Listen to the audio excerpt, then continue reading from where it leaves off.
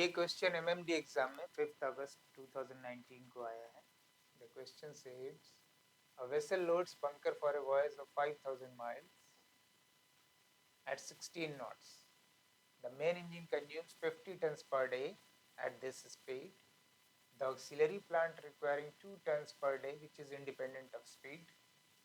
So just before sailing at 18:24 hours on 3rd March, the vessel is ordered to proceed on voyage at 14 knots. At 6:24 hours on 11th March, orders are received to proceed for the rest of the voyage at 16 knots.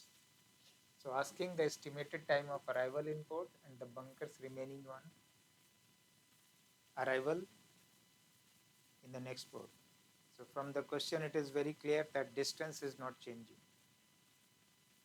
Though the voyage instruction had changed, instead of going on 16 knots, so first it should proceed with 14 knots, and after the 11th March at 6:24 hours, it should proceed with 16 knots. तो आइए information पहले आप gather कीजिए. 5,000 miles at 16 knots for the bunker purpose. तो आप इसका bunker purpose के लिए लिखिए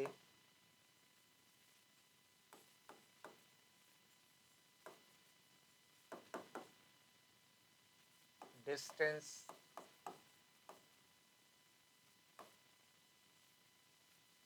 5,000 miles. Speed for the bunker purpose to take is 16 knots. Main engine consumes 50 tons per day, that is FCB. We say 50 ton per day. Auxiliary engine का consumption जो है वो for the bunker purpose 2 ton per day, and it is not changing. यहाँ पे bunkers remaining on arrival पूछ रहा है. तो bunker remaining on arrival का मतलब है पहले आपको bunker आपने कितना रिसीव किया वो निकालना पड़ेगा. उसको निकालने के लिए क्या करेंगे आप, नंबर ऑफ डेज जो निकालेंगे for the bunker purpose to consider, वो डी बाई वी बी होगा. डिस्टेंस 5,000 माइल्स जाना है और इस स्पीड से जाना है, तो इसको आपको नंबर ऑफ डेज यहाँ से मिल जाएगा, क्योंकि आपको ये मालूम है तो ये भी मालूम हो गया. अब ये नंबर ऑफ डेज मालूम हो गया तो मेन इंजन में consumption for the bunker purpose क्या कंसीडर करेंगे, CBME FCB into DB. तो मेन इंजन में आपको कंजम्पशन मिल गया for bunker purpose to consider, क्योंकि ये पता है. नाउ ऑक्सिलरी प्लांट में फॉर द बंकर पर्पस क्या मिला कंजम्पशन, तो आपको पर डे का कंजम्पशन ऑक्सिलरी प्लांट में मालूम है for the bunker purpose to take into number of days. ये मालूम है तो आपको ये भी मालूम हो गया. तो टोटल बंकर कितना रिसीव करेंगे आप, टोटल बंकर जो रिसीव करेंगे वो मेन इंजन में जो कंजम्पशन होगा वो प्लस ऑक्सिलरी इंजन में जो कंजम्पशन होगा वो ऑक्सिलरी प्लांट में. तो यहाँ से टोटल बंकर रिसीव्ड आपको मिल गई, बिकॉज यू नो दिस. आपके हाथ में ऑलरेडी बंकर कितना रिसीव किया वो अवेलेबल है.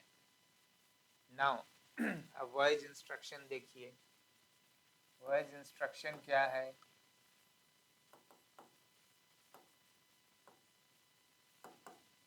वॉइस 2 लेग में कंप्लीट हो रहा है. तो फर्स्ट लेग में आप क्या बोलेंगे, फर्स्ट लेग में जो है वो स्पीड जो दी हुई है दी फर्स्ट लेग 14 नॉट्स.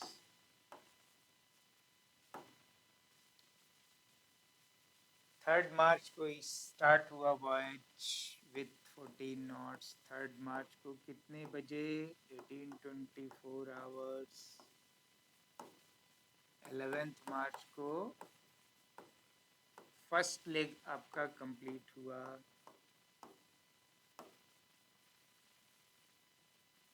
इस दोनों इंफॉर्मेशन से आपको number of days for the first leg मालूम हो गया।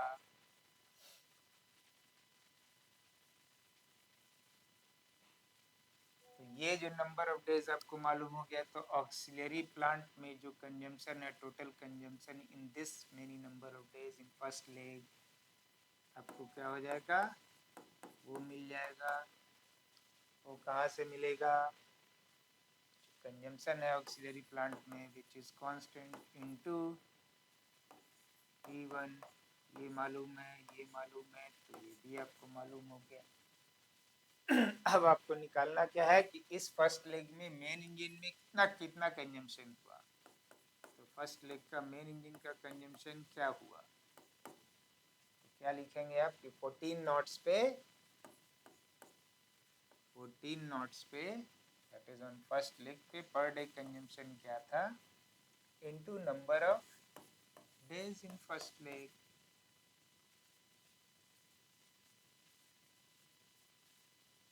ये आपको मालूम है बट ये नहीं मालूम है। अगर ये मालूम कर लेंगे तो मुझे ये भी मालूम हो जाएगी।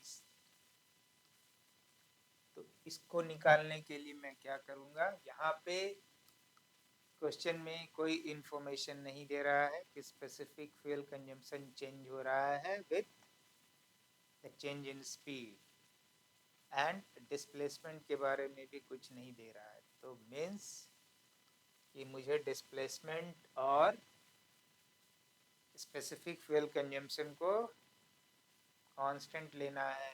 तो हमारे लिए इक्वेशन जो हो जाएगा, consumption for the first leg in main engine divided by consumption for the bunker purpose जो आपको पर डे का दिया हुआ है, that will be equal to जो स्पीड है फर्स्ट लेग का उसका क्यूब डिवाइडेड बाय जो स्पीड फॉर द बंकर के लिए जो लिए हुए थे क्यूब। आपको ये मालूम है, ये मालूम है, ये मालूम है, तो यहाँ से आपको FC1 मालूम हो जाएगा। So now you know FC1, FC1 का वैल्यू आपको मालूम हो गया। अब FC1 का वैल्यू मालूम हो गया तो इसको इस इक्वेशन में डाल देंगे, इस वाले इक्वेशन में।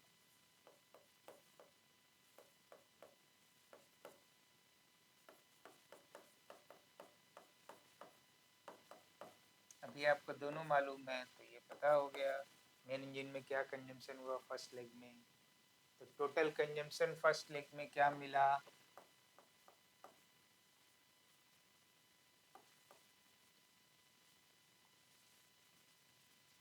मेन इंजन में consumption in first leg plus auxiliary plant में कंजम्पशन इन फर्स्ट लेग, ये दोनों आपको पता है तो ये मालूम हो गया।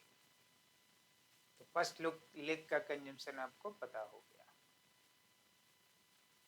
Now you know this first leg में जो कंजम्पशन। अब रिमेनिंग डिस्टेंस जाना है उसे 16 नॉट्स पे, बट 16 नॉट्स वही स्पीड है जो बंकर के लिए दिया गया था, बंकर कैलकुलेशन पर्पस के लिए। तो पहले मुझे रिमेनिंग डिस्टेंस निकालना पड़ेगा कि कितना डिस्टेंस विथ 14 नॉट्स ये कवर किया। तो डिस्टेंस निकालने के लिए इन फर्स्ट लेग जो आप लिखेंगे वो लिखेंगे डिस्टेंस इन फर्स्ट लेग जो कवर किया वो speed into time, that is number of days, that is D1। तो फर्स्ट लेग में जो डिस्टेंस कवर है वो मिल गया क्योंकि मुझे ये मालूम है और ये मालूम। तो रिमेनिंग डिस्टेंस क्या हो जाएगा, distance remaining for the second voyage, second leg के लिए, तो उसको डिस्टेंस 2 कर देते हैं। तो this will be total distance that was given as 5000 miles minus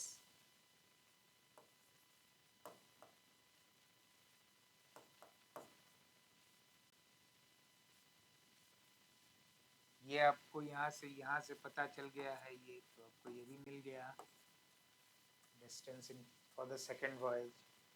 distance for the second voyage मिल गया। इसको distance for the second voyage को अगर मैं इसके speed of the second voyage से डिवाइड करेंगे तो वहां से आपको नंबर ऑफ डेज मिल जाएगा फॉर द सेकेंड लेग। अब ये number of days for the second leg मिल गया तो मेन इंजन का कंजम्पशन सेकेंड लेग में कितना हुआ, टोटल कंजम्पशन एफसीडी, क्योंकि 16 नॉट से हमने बंकर कैलकुलेट किया था और रिमेनिंग डिस्टेंस भी 16 नॉट से ही कवर करना है, तो ये सेम हो जाएगा इनटू नंबर ऑफ डेज। आप मल्टीप्लाई कर दीजिए, आपको ये पता है, ये पता है, तो आपको ये भी मिल गया मेन इंजन में consumption for the second leg. अब सेकेंड लेग में ऑक्सिलरी प्लांट में कितना हुआ,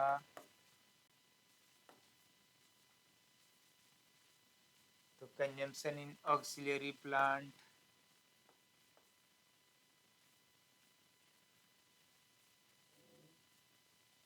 पर डे का जो हमने लिखा हुआ है ये सीधी यहाँ पे, पर डे का consumption in auxiliary plant into number of days in second leg. ये मालूम है, ये मालूम है, ये भी मालूम हो गई, तो टोटल कंजम्पशन कितना हो गया इन द सेकेंड लेग। अगर आप ऐसे लिखेंगे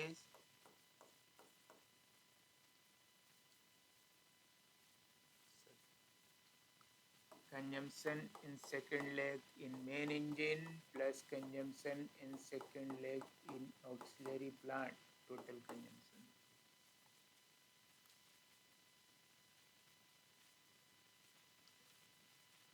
ये आप ऑलरेडी निकाल चुके हैं, ये मालूम है, ये मालूम है, तो आपको ये पता हो गया टोटल कंजम्पशन।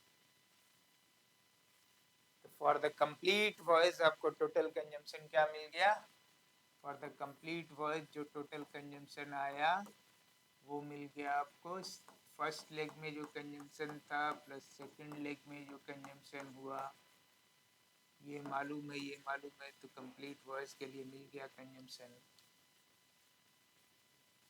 बंकर कितना रिसीव किए थे आप,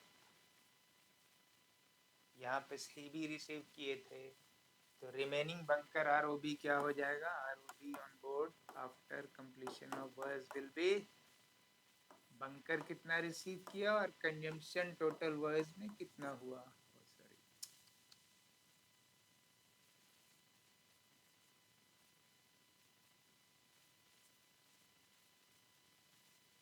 ये आपको पता है, ये मालूम है, तो आपको आरओ भी मिल गया, तो ये आपका एक आंसर हो जाएगा।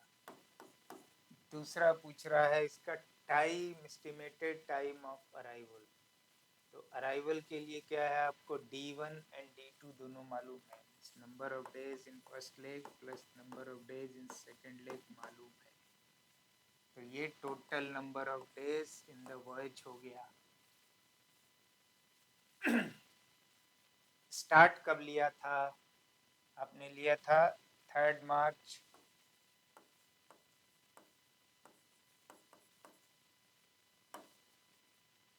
को 1824 आवर्स पे लिया था, तो इसमें आप ये नंबर ऑफ डेज जोड़ देंगे,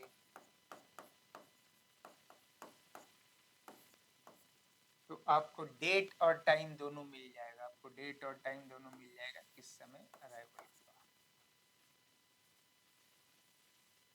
तो this is the concept of solving. आपके पास जो इंफॉर्मेशन है पहले लिख डालिए, क्वेश्चन में क्या पूछा जा रहा है उसको देखिए, फिर मुझे उस इंफॉर्मेशन जो दी हुई है उससे मैं क्या क्या डिडक्ट कर सकता हूँ वो देखिए और सॉल्व कर दीजिए। आपके कन्वीनियंस के लिए मैंने राइटअप भी दे दिया है, number of days to cover 500 miles at 16 knots is coming 13.02 days, that is voice distance by speed। Main engine consumption in 13.02 days is, जो ये नंबर ऑफ डेज मिला for bunker purpose 651 tons. Auxiliary consumption क्या होगा, auxiliary plant का consumption in 13.02 days क्या होगा, 2 turns per day है into 13.02, तो ये मिल गया आपको। बंकर कितना लोड कीजिएगा, दिस प्लस दिस,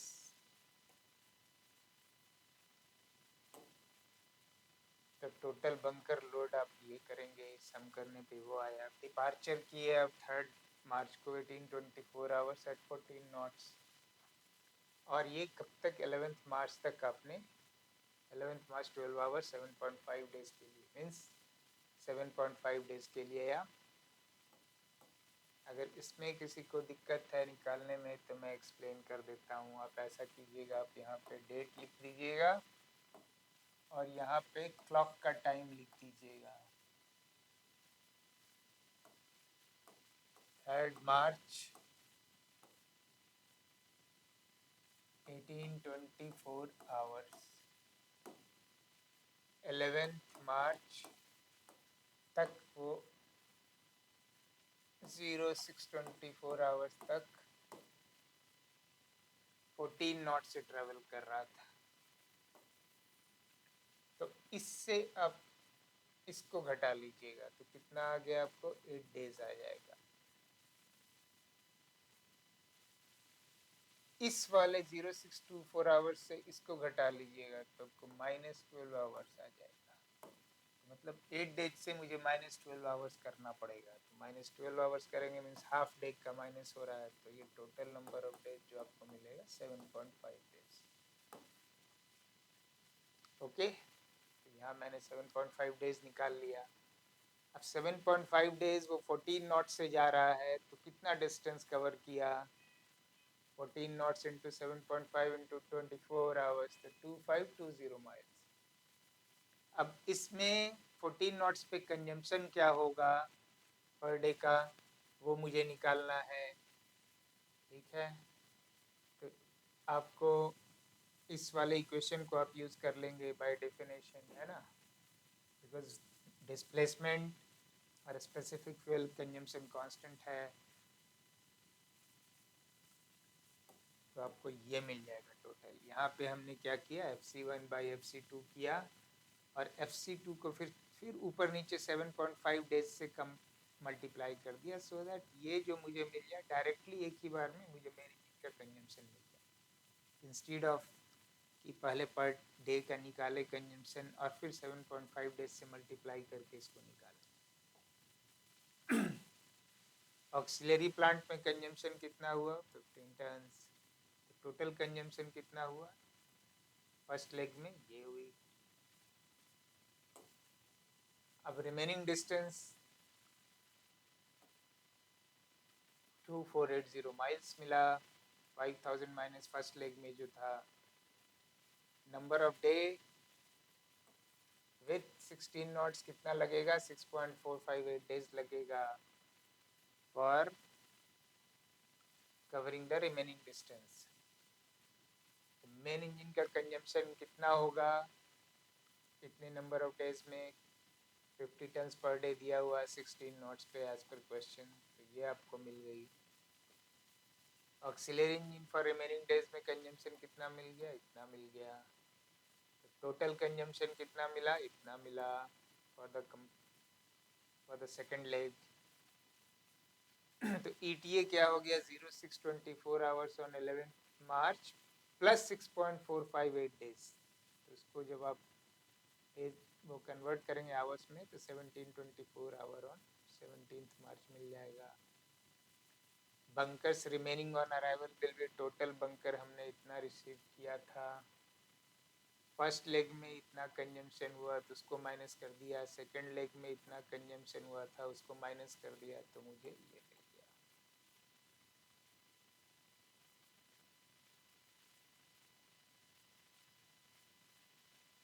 इसको अगर ऐसा समझना है तो इसको भी आप कर सकते हैं, यहाँ पे डे एंड आवर, तो तो यहाँ पे 11th मार्च 6:24 आवर, इसमें जोड़ना है मुझे 6.458 डेज।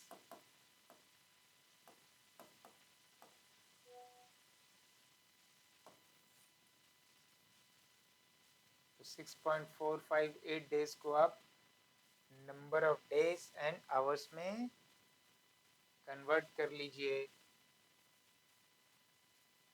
और इसको आप number of days and hours में कन्वर्ट कर लीजिए और यहाँ पे डाल दीजिए, आपको मिल जाएगा 0.458 0.458 डिवाइडेड बाई 24 करेंगे, नो सॉरी, इसको मल्टीप्लाई करेंगे 24 से,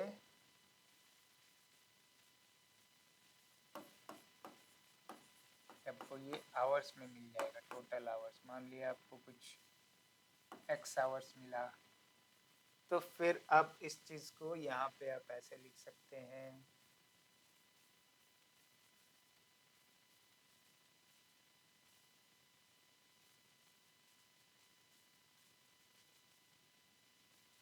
six debt plus x hours. अब इन दोनों को और इन दोनों को जोड़ दीजिएगा तो आपको आ जाएगा 1724 hours on 17th March। It's a simple calculation. You can do as per your wish, like whichever way is convenient for you. So hopefully you understood. Any issue, anywhere, please do write in the comment box. Thank you.